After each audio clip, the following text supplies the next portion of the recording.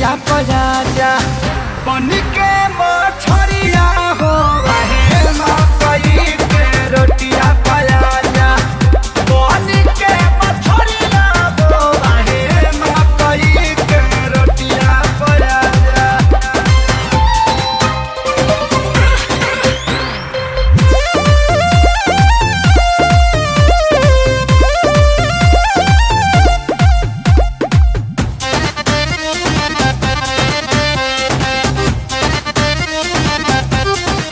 अब अपना बेटा के घर तुमने की देखो बतावा ऑर्केस्ट्रा वाली के मुंह में पैसा धरा होता रे तो हमरा भावना के कभू कद्र ना कैला बेटा। तो का करब ब्याह करो।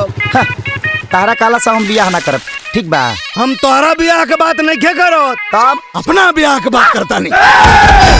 मैं अपनी जिंदगी अपने हिसाब से जीऊंगा। ना कभी धोखा दिया ना कभी गुनाह किया। कलयुगी बाप ने बेटे को तबाह किया। चढ़ली जवनिया परोसे लेके आव थरिया हो मकई के रोटिया पजा जा मकई के रोटिया